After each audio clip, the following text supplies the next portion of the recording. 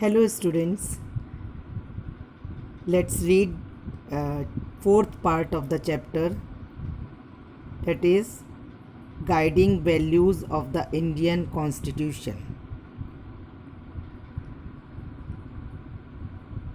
We had read about the Constitution of South Africa, and then why do we need a constitution, the making of Indian Constitution.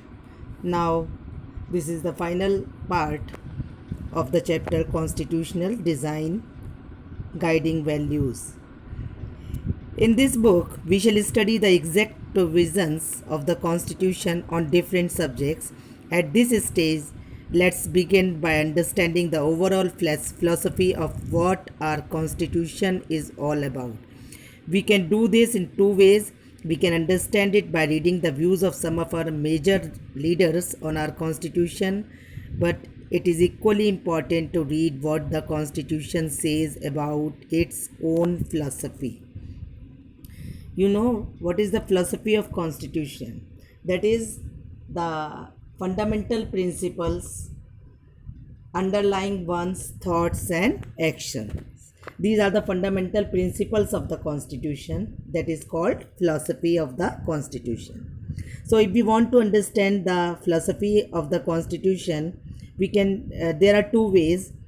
We can understand it by reading the views of major leaders on our Constitution, and the second way is that what the Constitution says about its own philosophy.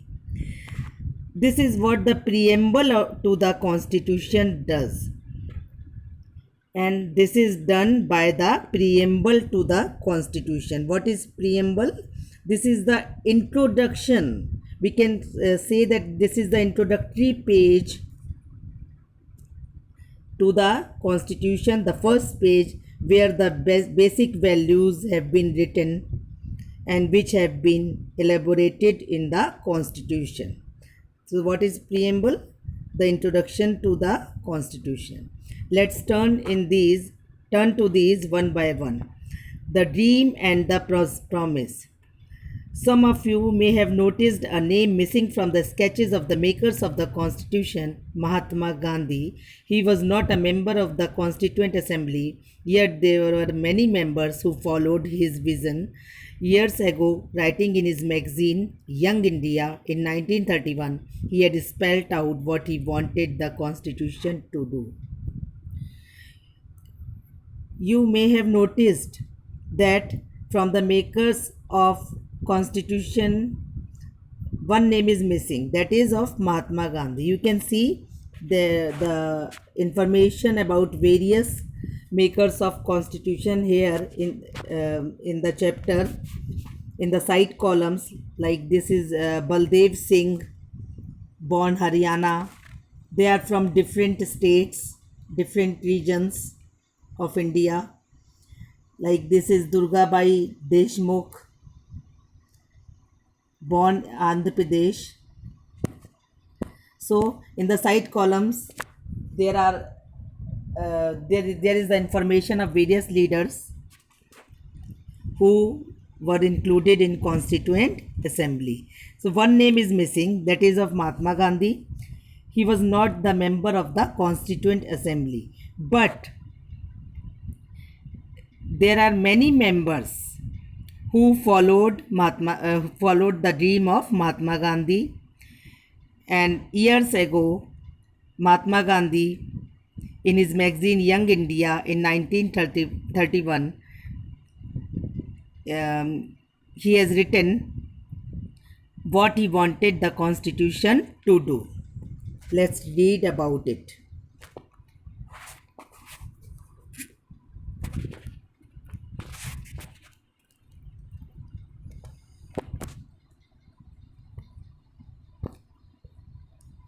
One second. Yes. I shall strive for a constitution which will release India from all thraldom and patronage. I shall work for an India in which the poorest shall feel that it is their country in whose making they have an effective voice.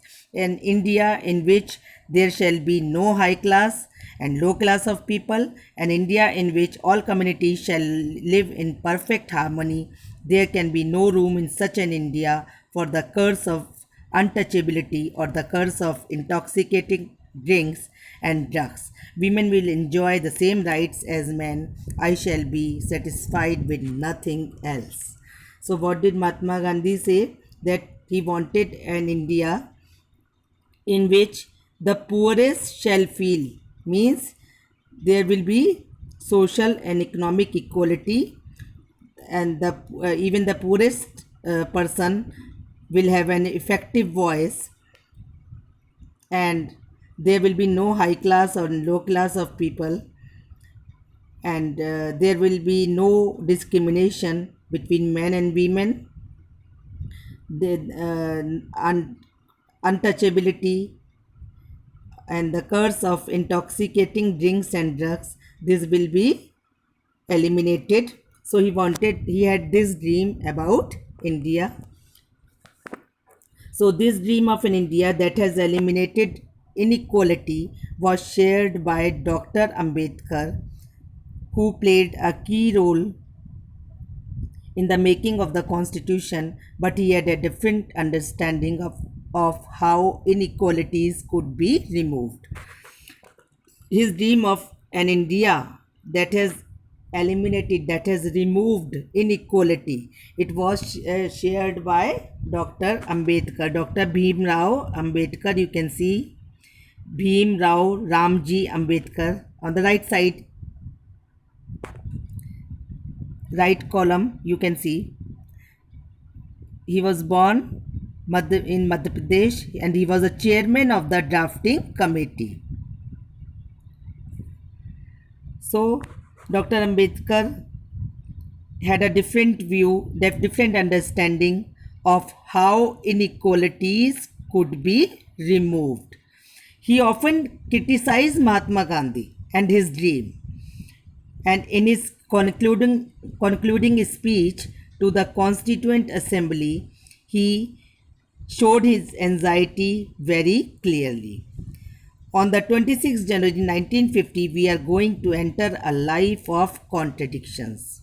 India became a republic on 26th January 1950 when we had our constitution. The constitution came into being on that day. So we are going to enter a life of contradictions.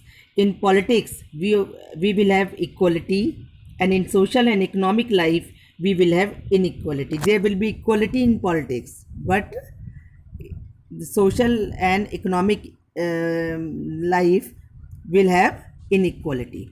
In politics, we will be recognizing the principle of one man, one vote, and one vote, one value. There will be a principle of one man, one vote, one value, which is the base of democracy. And in our social and economic life, we shall, by reason of our social and economic structure, continue to deny the principle of one man, one value. But in social and economic life, this principle he was afraid that this principle will not be there in social and economic life. We will be denying the principle of one man and one value. How long shall we continue to live this life of contradictions? How long shall we continue to deny equality in our social and economic life? If we continue to deny it for long, we will do so only by putting our political democracy in peril. Unless we are able to get social and economic equality, our political democracy will be in danger. So finally, let's turn to Jawaharlal Nehru giving his famous speech to the Constituent Assembly at the stroke of midnight on 15th August 1947. Jawaharlal Nehru delivered his famous speech. What was the name of that speech? tryst with destiny. And he delivered that speech to the Constituent Assembly at the midnight on 15 on the eve of Independence Day. Let's see what does Jawaharlal Nehru says.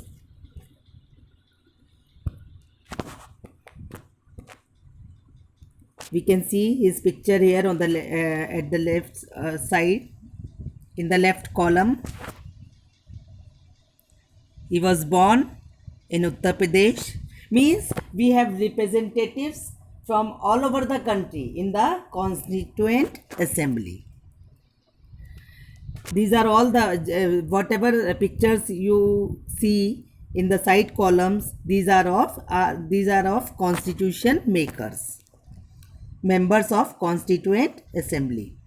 Long years ago, we made a tryst with destiny, and now the time comes when we shall redeem our pledge, not wholly or in full measure, but very substantially. At the stroke of the midnight hour, when the world sleeps, India will awake to life and freedom.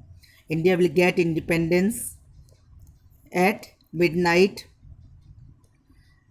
A moment comes which comes but rarely in history, when we step out from the old to the new, when an age ends, and when the soul of a nation, long suppressed, finds utterance. Means we will get freedom.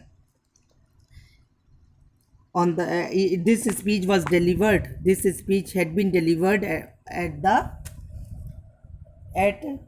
stroke of midnight on the eve of Independence Day, that is at the midnight of 14th August. So India will be free. It is fitting that at this solemn moment we take the pledge of dedication to the service of India and her people and to the still larger cause of humanity. Actually, tryst with through this speech, Nehru wanted the makers of Indian Constitution to commit themselves to the welfare of Indian people. Further, he says, freedom and power bring responsibility. The responsibility rests upon this assembly, a sovereign body representing the sovereign people of India. Freedom and power. When we are soon going to get freedom, and when we get freedom, it increases our responsibility. The responsibility depends on this Constituent Assembly, the makers of the Constitution.